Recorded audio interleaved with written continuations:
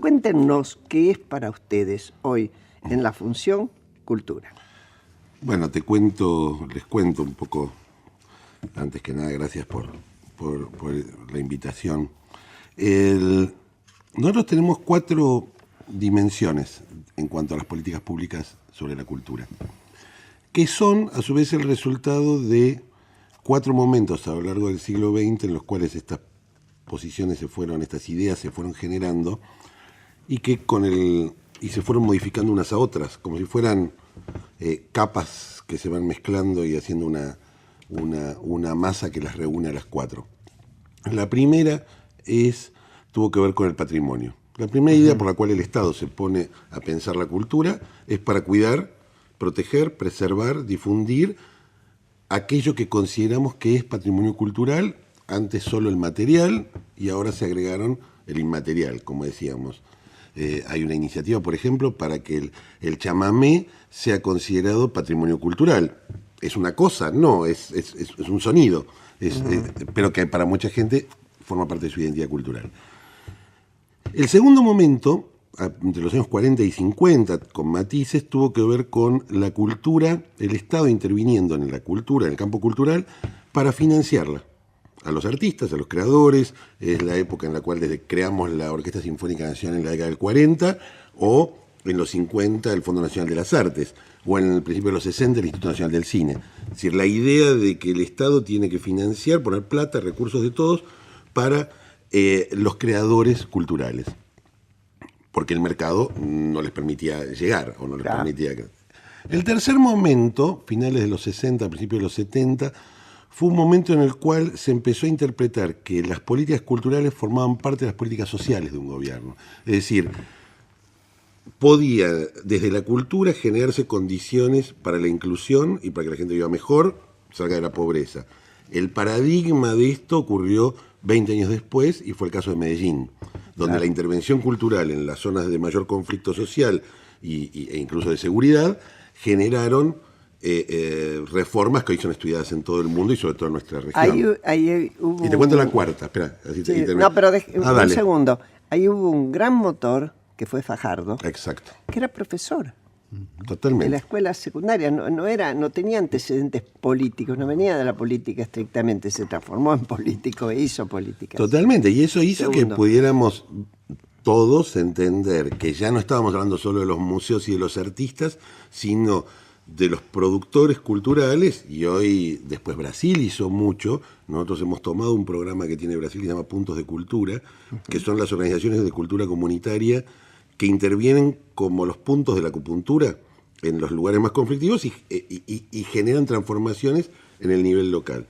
El cuarto momento, un poco también tienen que ver con momentos de la UNESCO, con momentos que es las Naciones Unidas, el organismo de Naciones Unidas vinculado con la cultura, tuvo que ver con el impacto económico de la cultura.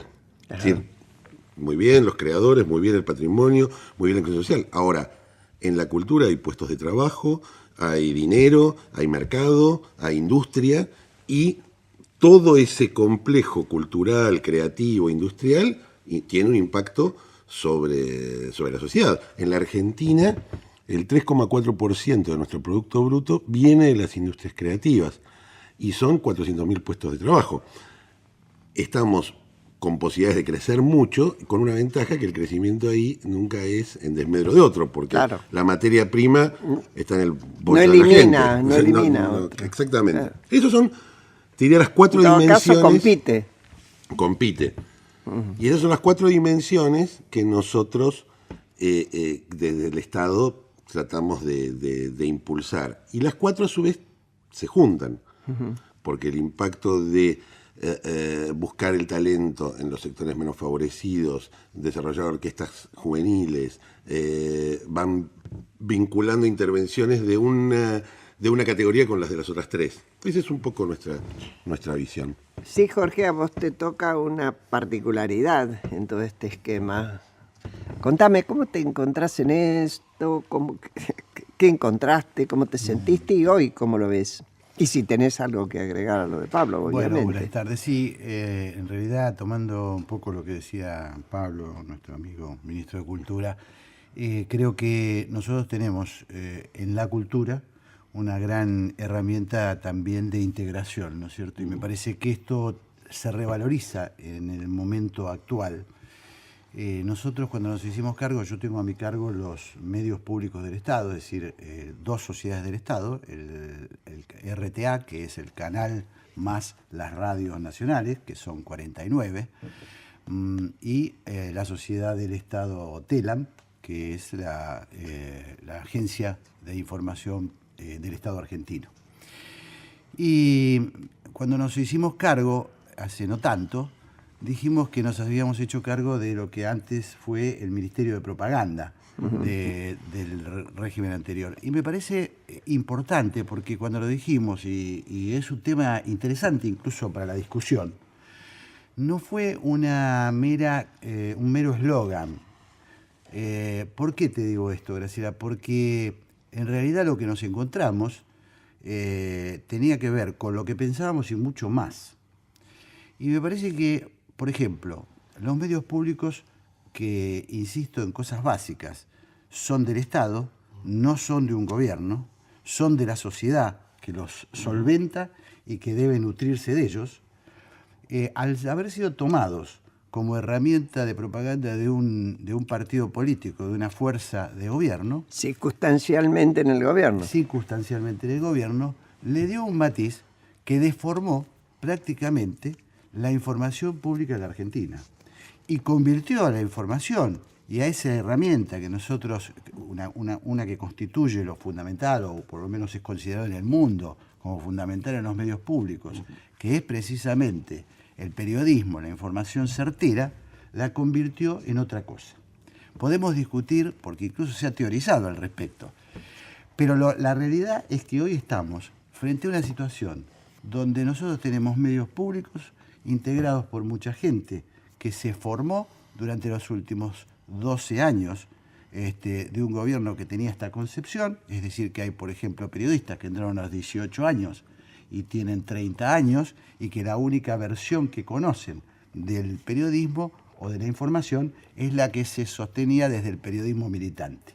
Me parece muy interesante y muy importante para discutir porque nosotros, me parece que constituye la base de lo que consideramos como sistema democrático. Es decir, ¿qué es el sistema democrático? El sistema democrático tiene una base fundamental, que es la convivencia de sectores que piensan distinto. La otra concepción lleva inevitablemente al pensamiento único. El pensamiento único es profundamente antidemocrático. Entonces me parece que es muy importante que se entienda esto para entender el presente. ¿Por qué lo digo? Y cierro con esto. Porque sabemos que hay mucha gente hoy impaciente por ver medios públicos de otra manera, por ver medios públicos que expresen otra cosa, pero también debe entender que esa es una responsabilidad de la sociedad argentina.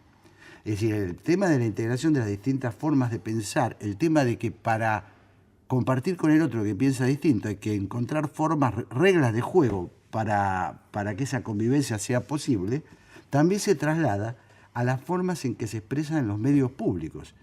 Si no se expresa esto, la otra posibilidad que tiene el ser humano para armar un sistema es eliminar al otro.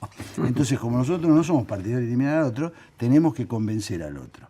Y en la convicción, en la discusión de ideas, está nuestro principal rol. Me parece que esa es un poquito la definición, porque sé que seguramente muchos oyentes estarán preguntando cuándo pasan, cuándo cambian los medios, cuándo.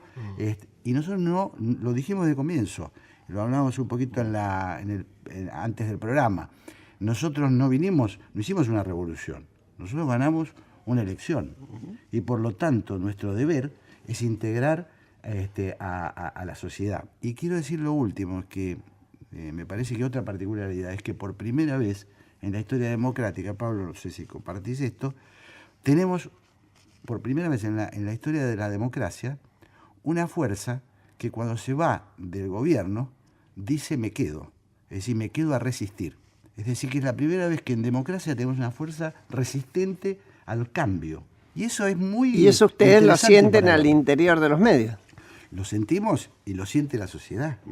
Es decir, lo siente la sociedad porque una cosa es la diferencia de opiniones y otra cosa es el continuo trabajo de degradación, de la información pública. Es decir, nosotros tenemos un trabajo enorme por delante, pero tiene un trabajo enorme en Argentina para recomponer sus sistemas democráticos.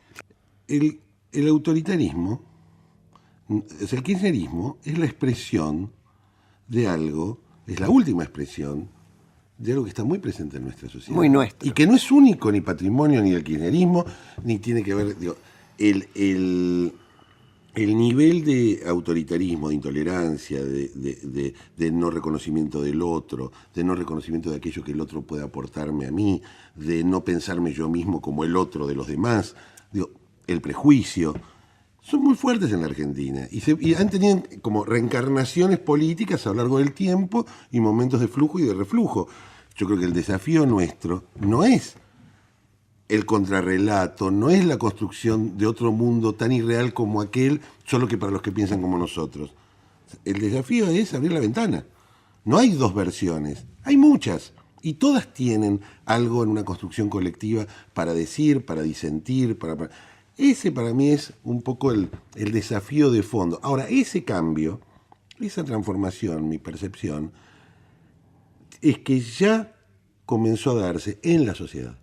Bueno, sí. No es de la política hacia la sociedad, sino de la sociedad a la política. Y lo que nos pone a nosotros ahora acá es una sociedad que está diciendo, basta de los que creen que tienen razón Sí. todo el día.